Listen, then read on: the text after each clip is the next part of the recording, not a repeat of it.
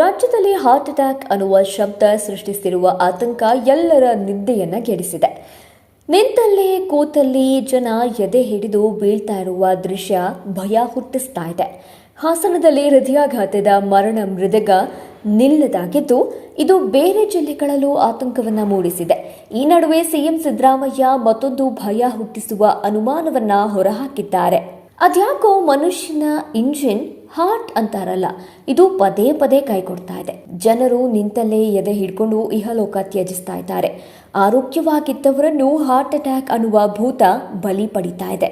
ಹಾಸನ ಜಿಲ್ಲೆಯ ಬೇಲೂರು ತಾಲೂಕಿನ ಮಾತಿಹಳ್ಳಿಯ 30 ವರ್ಷದ ರವಿಕುಮಾರ್ ಅನ್ನೋರು ಹಠಾತ್ ಹೃದಯಾಘಾತದಿಂದ ಮೃತಪಟ್ಟಿದ್ದಾರೆ. ಆರೋಗ್ಯವಾಗಿದ್ದ ರವಿಕುಮಾರ್ ಪತ್ನಿಯ ತವರು ಮನೆಗೆ ಹೋಗಿದ್ದಾಗ ಕುಸಿದು ಬಿದ್ದು ಸಾವಿನ ಮನೆ ಸೇರಿದ್ದಾರೆ. ಈ ಮೂಲಕ ಹಾಸನದಲ್ಲಿ ಹೃದಯಾಘಾತಕ್ಕೆ ಬಲಿಯಾದವರ ಸಂಖ್ಯೆ 26ಕ್ಕೆ ಏರಿಕೆಯಾಗಿದೆ. ಇನ್ನು ಹೃದಯಾಘಾತಕ್ಕೆ ಶಿವಮೊಗ್ಗ ಜಿಲ್ಲೆಯ ಹೊಳೆಹೊನ್ನೂರು ಸರ್ಕಾರಿ ಆಸ್ಪತ್ರೆಯಲ್ಲಿ ವೈದ್ಯ ಬಲಿಯಾಗಿದ್ದಾರೆ. ಚಿತ್ರದುರ್ಗ ಜಿಲ್ಲೆ ಹೊಳಲ್ಕೆರೆ ತಾಲೂಕಿನ ಅರಸನಘಟ್ಟ ಗ್ರಾಮದ 48 ವರ್ಷದ ಡಾಕ್ಟರ್ ಎನ್ ಸಂದೀಪ್ ನಿಶಕ್ತಿ ಹಿನ್ನೆಲೆ ಶಿವಮೊಗ್ಗದ ಖಾಸಗಿ ಆಸ್ಪತ್ರೆಗೆ ದಾಖಲಾಗಿದ್ರು. ಚಿಕಿತ್ಸೆ ಫಲಕಾರಿಯಾಗದೆ ಡಾಕ್ಟರ್ ಸಂದೀಪ್ ಹೃದಯಾಘಾತದಿಂದ ಜೀವವನ್ನು ಕಳೆದುಕೊಂಡಿದ್ದಾರೆ. ರಾಜ್ಯದಲ್ಲಿ ಹಾರ್ಟ್ ಅಟ್ಯಾಕ್ ಪ್ರಕರಣಗಳು ಆತಂಕ ಸೃಷ್ಟಿಸಿರುವ ಬೆನ್ನಲ್ಲೇ ಬೆಳಗಾವಿಯಲ್ಲಿಯೂ ಕೂಡ ಕಳವಳಕ್ಕೆ ಕಾರಣವಾಗಿದೆ. ಬೆಳಗಾವಿಯಲ್ಲಿ 2 ತಿಂಗಳಲ್ಲಿ ಹಾರ್ಟ್ ಅಟ್ಯಾಕ್ಗೆ 6 ಮಂದಿ ಪ್ರಾಣ ಬಿಟ್ಟಿದ್ದಾರೆ. ಮೇ ತಿಂಗಳಲ್ಲಿ 5 ಮಂದಿ ಮತ್ತು ಜೂನ್ ತಿಂಗಳಲ್ಲಿ 1 ಬಲಿಯಾಗಿದ್ದಾರೆ.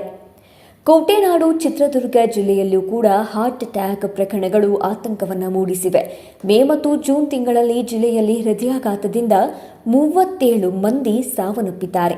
ಜಿಲ್ಲೆಯಲ್ಲಿ ದಾಖಲಾದ ಹೃದಯ ಸಂಬಂಧಿಸಿದ ಒಟ್ಟು 187 ಪ್ರಕರಣ ಪೈಕಿ 37 ಮಂದಿ ಸಾವನ್ನಪ್ಪಿದ್ದಾರೆ. ಹಾರ್ಟ್ ಅಟ್ಯಾಕ್ನಿಂದ ಸಾವಾಗ್ತಾ ಇರುವ ಬಗ್ಗೆ ಸಿಎಂ ಸಿದ್ದರಾಮಯ್ಯ ಅವರು ಕಳವಳವನ್ನ ವ್ಯಕ್ತಪಡಿಸಿದ್ದಾರೆ.